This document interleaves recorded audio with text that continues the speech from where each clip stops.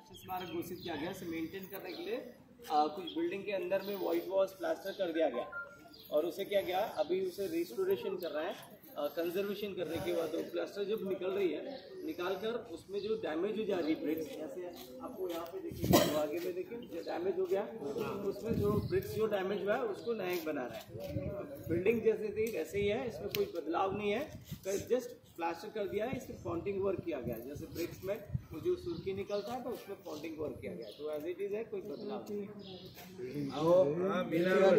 Wing number 1 इसमें 105 कमरे हैं और इसमें 126 और सारे कक्ष के साइज एक जैसे हैं, कोई तरह का क्या साइज है बताता हूँ। विंग की साइज जो है छोटे बड़े आकार है। इसके कारण ये थी, जब इसे बनाने के लिए निर्माण किया गया, निर्माण के लिए जगह सेलेक्ट किया गया, एक बहुत बड़ी ग्राउंड मिली, तो फर्स्ट उनकी डिजाइन कंस्ट्रक्शन की थॉट्स ये थी कि ग्राउंड के बीचों बीच बनाया जाए। इसके बीचों बीच बनाते तो उनको एक जैसे विंग मिलती और एक्सेस लैंड, वहाँ पे सड़क और फेंसिंग आ जाएगी, जो पिछले अगले 7 जनरेशन के समय यहाँ पे इसे प्रोटेक्ट नहीं कर पाएंगे। आप इसे मिडिल में बनाओगे। ये बिगनिंग का पोर्शन है, पहाड़ के कॉर्नर लिया गया, 2 साइड सी फेसिंग है और तीसरा साइड हिल के कॉर्नर, जैसे जगह मिली उसके हिसाब से बिल्डिंग को एक्सटेंड किया गया और सारे सेल को एक जैसे बनवाया गया ताकि आप मटेरियल की कॉस्टिंग को ईजिली आप कैलकुलेट कर सकें। विंग अनइवन है, मटेरियल की कॉस्टिंग लेना है तो आप सबको एक जैसे बनाना है सेल को। 13x6, 7x6, 7 फीट ऊंचे में इसकी रोशनदान, 3 फीट है, 8 फुट ऊंचा, ये कुल मिला के 10 फीट हाइट है। उस समय सीमेंट की जगह कूड़ा और चुना का इस्तेमाल किया गया, सुर्खी, और एक कक्ष के अंदर एक स्वतंत्र सेनानी। उन स्वतंत्र सेनानियों को दिया जाता था एक लकड़ी के काट और एक कंबल। यदि रेफ्यूज कर जा रहे नहीं चाहिए तो नीचे जमीन में सोएंगे। बीमार पड़ जाते थे, मच्छर काटने की वजह से, मलेरिया के कारण काफ़ी देहांत हो जाते थे। खाने की जो बर्तन दिया जाता था लोहे का, एक बार इस्तेमाल करो दूसरे बार जंग लग जाता था, खाना जहर होने के कारण देहांत। यहाँ पे शौचालय की सुविधा कक्ष के अंदर नहीं हुआ करती थी। इनको दिन भर के काम करवाते थे, रात्रि के समय जब कक्ष के अंदर बंद करते थे एंड दूसरे दिन सुबह तक बाहर नहीं आ पाते थे, उनको मिट्टी के पॉट प्रोवाइड करते थे। मिट्टी के पॉट लिमिट थी, उस लिमिट को क्रॉस कर जाते हैं तो उनकी पनिशमेंट बढ़ जाएगी। इस कारण वो खाना कम खाएंगे, ब्रिटिश के राशन बैलेंस, इन लोगों का हेल्थ खराब, इतने फिल्दी सिचुएशन के अंदर उन्हें हमेशा के लिए नहीं रखा जाता था। 45 दिन में उनको एक सेल से दूसरे ब्लॉक के सेल में बदल देते थे। इसके कारण ये थी कि हम जहाँ पे पहुँचते हैं विद इन अ सेकेंड उस जगह को आप अपने बना लेते हैं।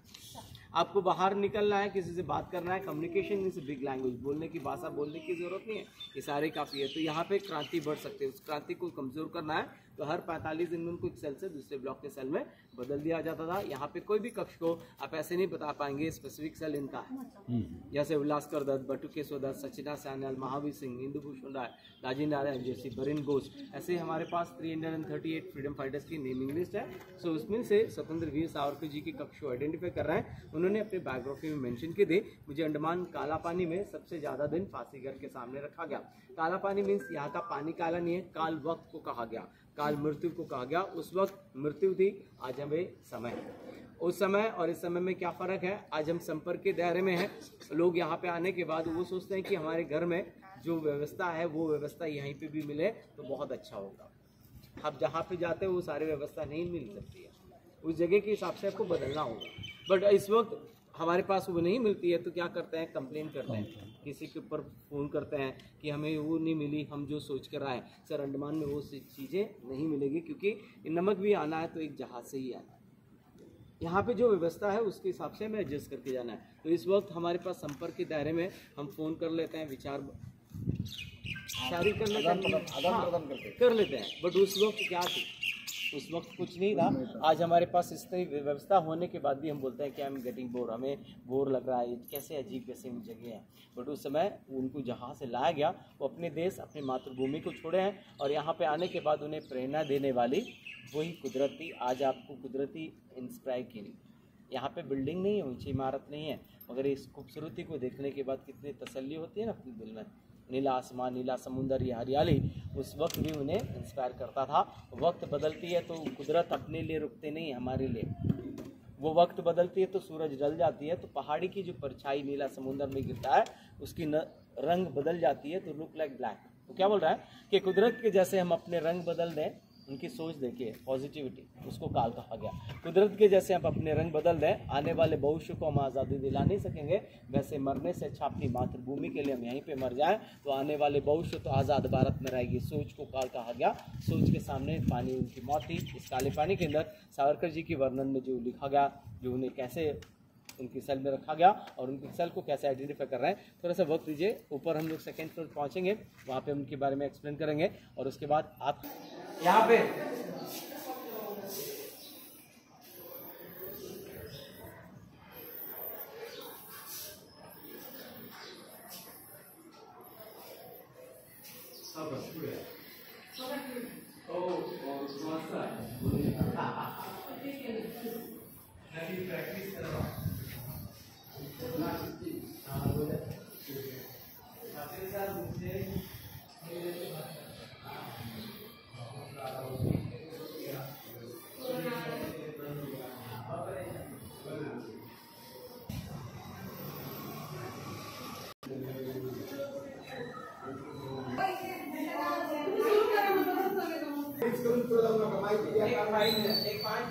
पहले ही ला दिया गया, बहुत जल्दी लाया गया। अब वो गर्दी में लाते थे। 7 ब्लॉकिंग कनेक्टिंग प्लेस है हमारे पास। रिंग नंबर 1 और ये पीछे रिंग नंबर 6, ये 3 ब्लॉक एज इट इज है। और रिंग नंबर 2 के दीवार है। और यहाँ पे आप देख पा रहे हैं जो स्वतंत्र सेनानियों की तस्वीर स्टेट वाइज लगाया गया। United province, central province, Madras presidency, Bombay, Punjab, सारे प्रांतों से लाया गया। उनकी आसाम तक की नेम्स हैं, तो सारे प्रांतों से लाया गया। उनमें से यहाँ पे इस बिल्डिंग की लास्ट वाली सेल विनायक दामोदर सावरकर, इनको हम वीर सावरकर जी के नाम से जानते हैं। सावरकर जी के कक्ष को आइडेंटिफाई करने के कारण उनकी बायोग्राफी। सावरकर जी महाराष्ट्र से हैं, नासिक बगुरकर के विलेज के थे और उन्होंने अपनी बायोग्राफी में लिखते हैं कि मुझे अंडमान काला पानी में सबसे ज्यादा दिन फांसीगढ़ के सामने और डबल गेटेड सेल में रखा गया और मेरी सेल डबल गेटेड थी और मेरे सामने फांसीगढ़ हुआ करते थे। सबसे ज्यादा दिन वहां पे मैं अपने दिन बिताया वहां पे, तो उस कारणवश उनके लिए हम डेडिकेट करें। इनकी जो पढ़ाई के लिए जा रहे हैं बैरिस्टर के लिए लंदन, इंडियन हाउस में पढ़ाई करने के समय वहां से अपनी देश की आजादी के लिए बेकाजी कामा के थ्रू बॉम्ब पिस्टल मंगाते थे।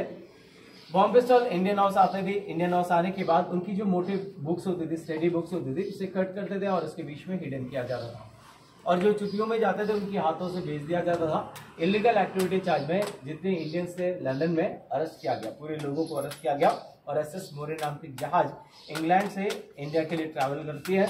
इंग्लिश चैनल क्रॉस करने के समय सावरकर जी जहाज से एस्केप करते हैं।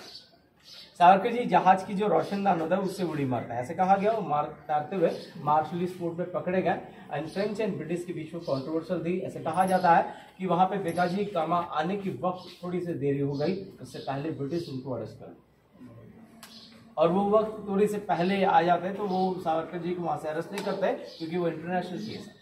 और जब उन्हें अंडमान लाया गया, जो इंडिया लाया गया, इंडियन पीनल कोड आईपीसी इनकी 85 लगाती 1911 टू 1961।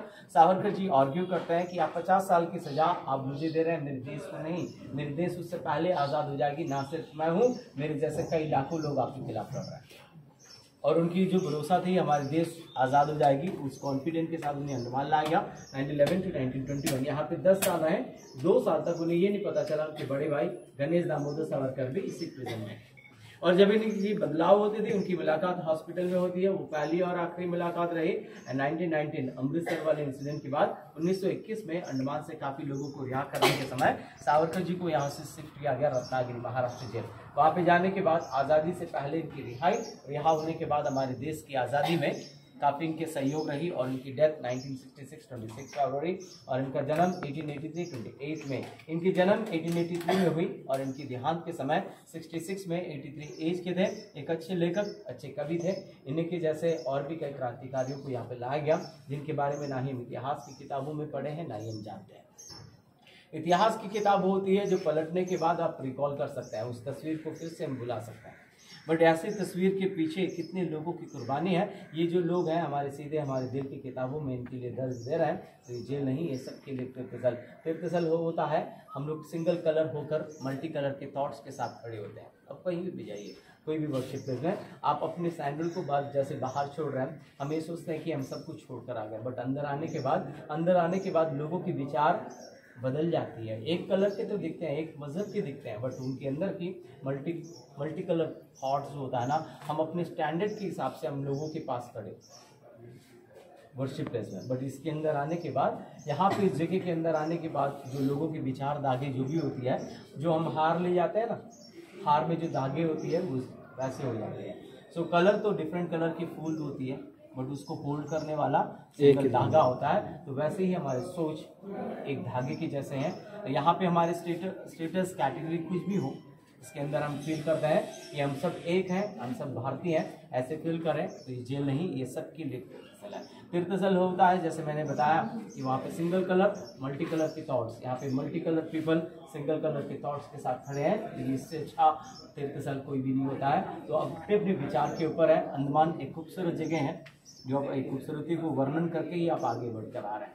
कैसे नीला आसमान, नीला समुद्र में बताया, तो हरियाली is a sweet and sweet freedom fighter. एक खूबसूरत लोग है एंड खूबसूरत द्वीप के साथ आप वर्णन कीजिए। एक खूबसूरती को शुगर के साथ, मिठास के साथ कंपेयर कीजिए। ये समंदर की पानी, वो जो दर्द, जो हम समंदर के पानी को हमें पता है कि नमकीन पानी हमें पी नहीं पाएंगे, सॉल्टी वाटर है, हम पीने के बाद विदिन अ सेकेंड हम उसे स्पिट कर जाते हैं ना, सूख जाते हैं, वहीं पर दरिया में ही डूब देते हैं। तो दर्द भी वही है, हम यहाँ पे महसूस कर सकते हैं।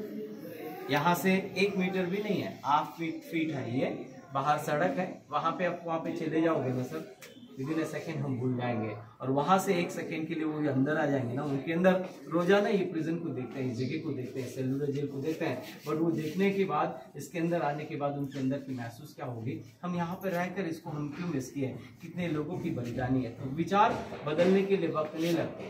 यहाँ से 150 मीटर्स के बाहर जाएंगे, रोड में जाने के बाद लोग पूछते हैं कि सर ड्राइवर साहब कहाँ पे हो, हम बाहर आ गए, तुरंत भूल जाएंगे। तो वक्त ऐसे ही है, हमारी लाइफ भी ऐसी है। Sweet is freedom fighter and you also very sweet people and salt is a pain. एक समंदर की पानी की जैसे उसे हम महसूस कर रहे हैं।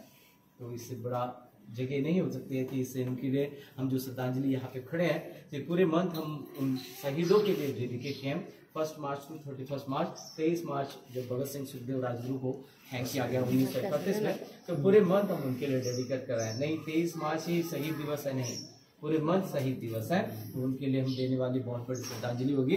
अब यहाँ पे हम यहाँ पे खड़े हैं, ये जो अवसर मुझे मिली है, ऊपर वाले गॉड और मेरे माँ बाप, मेरे शिक्षक, ये स्वतंत्र सेनानी आप और पाटिल साहब को हम बहुत शुक्रगुजार हैं, क्योंकि वो एक 6 महीने से हमारे साथ वर्क सावरकरांची खोली बघायची।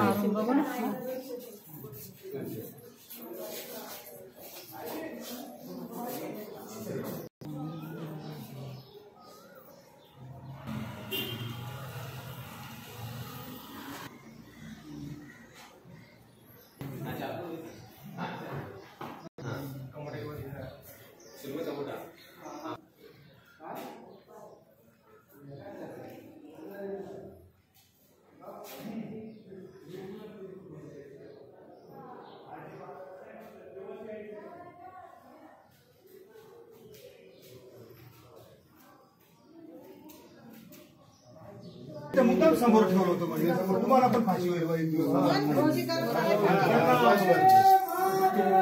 हे सगळं काँग्रेस म्हणा किंवा इकडे सरकार सगळं स्वार्थी आणि हे झाले।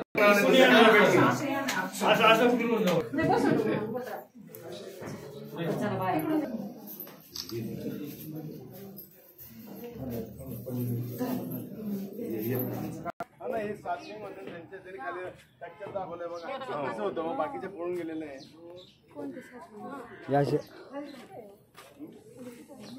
खाली आहे ना एंट्रीला दाखवलं नाही त्यांनी, बघितलं नाही का जाताना बघ, इकडचे पडलेले आहे, फोटो काढायचे म्हणजे पूर्ण भारी आहे पण, भारी एकदम